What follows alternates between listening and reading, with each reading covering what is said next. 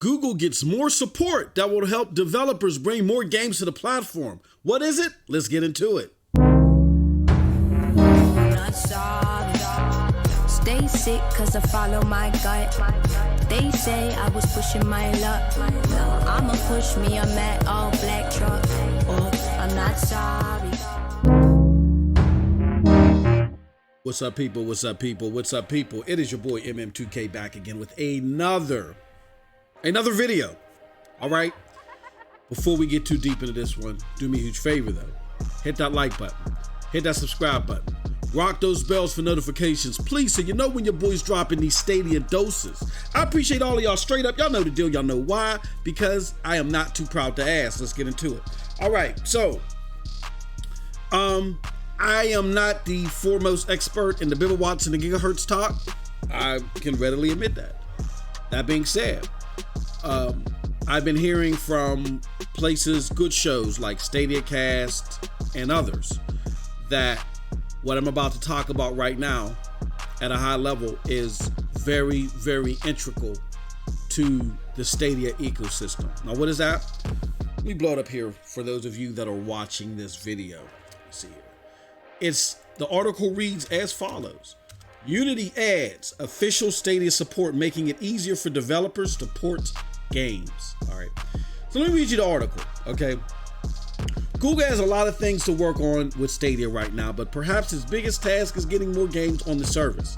The Unity 3D engine powers a lot of games available today, and with its latest release, the engine is making it easier to bring games to Google Stadia.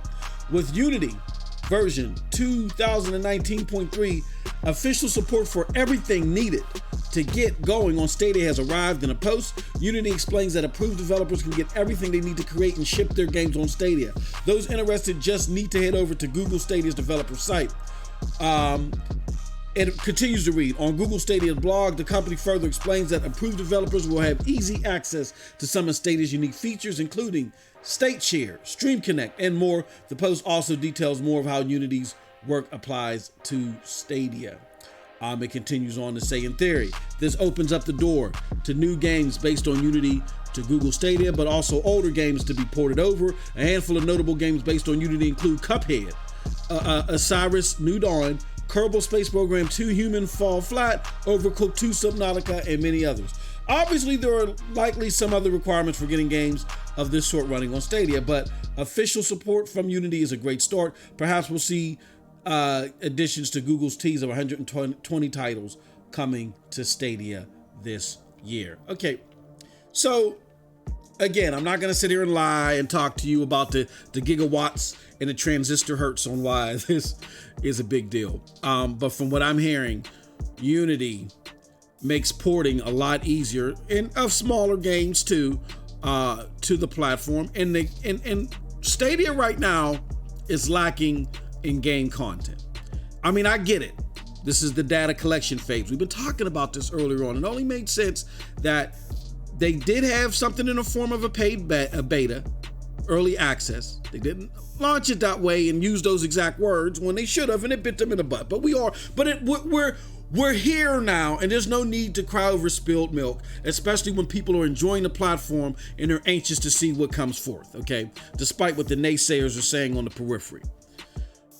So we know that they need games, and we know that it does add a level of complexity because these are ports. These aren't just, you gotta do additional programming to get a game on Stadia if it's already been released on other platforms. So we understand the challenge there. And so because they are lacking in content specific genres across the board, having something like Unity on board that makes that type of porting easier, or makes that ground up game development easier, is a much needed thing for this platform. We all know that it's being attacked regularly. I talked about it in my prior video, why it's being attacked. People are thirsty for clicks and views in a slow news cycle. But despite all of that, the gaming community continues to come out and show the enthusiasm, for what they're going to bring forth. You have gamers that are hitting me up in DMs all the time, asking questions and tweet threads and stuff like that. And then you also have the gaming community, most and foremost in that enthusiasm, that say, okay, it's great. We know what this thing can do. We know that it's better than any other cloud service out there right now. And it does viably compete with dedicated hardware because of its ease of use and because of its low price point. You know what I'm saying? So all we got to get now are the games. So once Stadia can find a way to build on the relationships and bring more games over, the more the merrier. And looking more into this, read more into this, at first, admittedly, I didn't think this was a big deal, but now that I've listened to podcasts and I've read the material, a lot of source material on it, this is a big deal. So it's a lot easier for Google to bring games and build on relationships than it is for them to have to redo their infrastructure. And some of these other platforms, they just don't have the infrastructure to hang right now.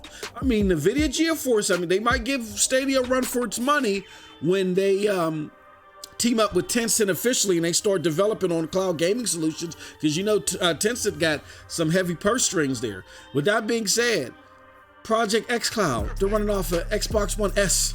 S is on the blades. Then they got to upgrade to X's. Then they're going to upgrade to Scarlets. That's going to be years down the road, as they admitted at XO19 reportedly. Okay. Shadowblade. I don't know if they have the war chest to compete in the long run. We'll see. And then we'll see what Amazon brings forth. We don't know. But I'm telling you right now, as far as what's tangible and what you can get in your hands, nothing's messing with Stadia as far as performance is concerned. So once things like this get fully implemented and people get in their hands, all it is about is us getting the games, and all of the naysayers and all the people that are full of rhetoric, this thing is going to die. Like this is coming from some startup company. Like some startup company is going to leave a potential $300 billion market in 2025 just sit on the table because a couple of YouTubers and some silly clickbait article writers said, oh no, die. We want you to die. We still want our sole dedicated devices to be on top. Man, get out of here, please. So with that, great news. Great article reads. I will leave a link to this article below in the comment section. Please check it out. Some big things coming. And with that being said, that's it from your boy MM2K. Hey, yo, let me know what you think about what I had to say in the comment section below, because like I always say, who cares what I think? But if you did like what I had to say, check out the links below to follow me. Those links will lead you to Broadband Bullies, Hard Knock Digital Culture, PNTS Network, and yes, here, of course, the Stadia Dosage. And with that being said, you all have a wonderful, wonderful gaming day. Peace.